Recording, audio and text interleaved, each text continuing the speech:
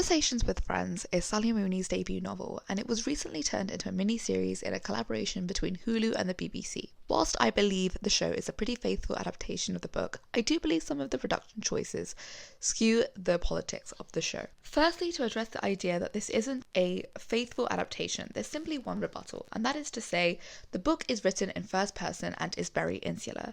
I think in general, the novel doesn't translate well. The problem here is not that this show is a bad adaptation, but because Frances is the only narrative voice and she's so in her head about things, with the book, if she's in her head, we can hear about it, but we have to just infer what sighing means in the show. In a way, we are like the characters in the story because they too are trying to decipher Frances's silences. She's insufferable, but when you're in her head, it's okay. We want her to be alright. Here, it is much harder to root for her because we see her making all of these destructive decisions externally. The actress has to give a performance of contemplative silences, tortured smiles and furtive glances to try and convey what is plainly written in the book. If anything, it's less on the work of the people making the show, but that perhaps the conversation with friends is a story that didn't need an adaptation. I believe some books work well in their own medium and thrive in them for a reason. In this adaptation, the insularity of Frances adds to the weird politics of the show. The first instance appears in both the book and the show. Frances and Bobby are these strong leftist feminists, but there seems to be no backlash on fully adult Nick pursuing 21-year-old Frances.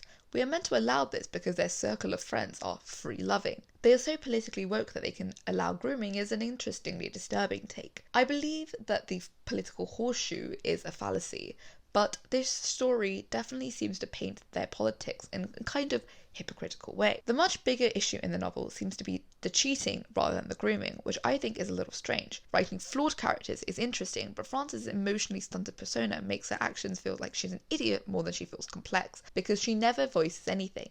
Whilst perhaps it's a very subjective opinion, it is mine. Nick, in regards to their relationship, is consistently given a pass because his mental health is regarded as bad, since he falls into bouts of depression, and this for some reason absolves him of being a weird groomer. The book is written by Sally Rooney, who is a woman, but is it not weird that it's never addressed across the show or the book in any poignant way? Fiction is fiction, and Frances is not a real person that can be hurt. But I think this is going to come off badly to some impressionable young women who do want to date some sad older dude because he's nice to her and she thinks that she can help or fix him. Because if we look at the fan base, it's definitely young impressionable women. But maybe we, and especially myself, do have to understand that this is an adult book in which critical thinking is necessary and flawed characters are fascinating to explore. The main weird political issue of the show comes from a change that definitely affects the story in a much broader way. The previous issue, I believe, could be brushed away with the reasoning that this book is on humanity and reality, based on the complex ways people react to mundane decisions such as who should they be with.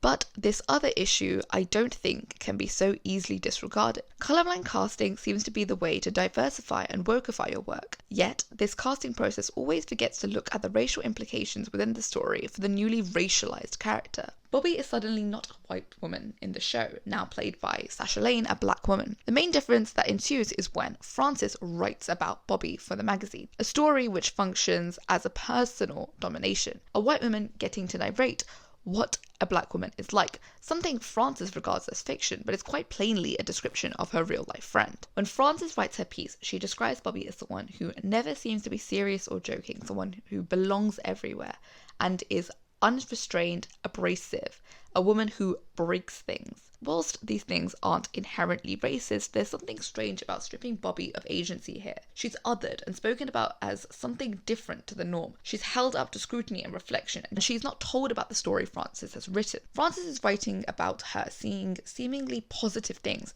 but essentially not seeing Bobby as a person with emotions, troubles, and agency. She is depicted as someone to aspire to, not a reality. Bobby, as a black woman in the adaptation, changes the meaning of the things Frances writes. There is racial fallout here. The issue isn't that Frances writes about her in this way, but that Bobby in the book and the show is okay with this, and goes back to being friends with her and even lovers. Bobby, as a white woman, feels much more on the same footing as if she should be okay with Frances' apology, because she does go to great lengths to administer her apology. Yet in the show it is much more complicated, and Bobby being so forgiving has not been thought about further than adapting a show with the same plot of the book.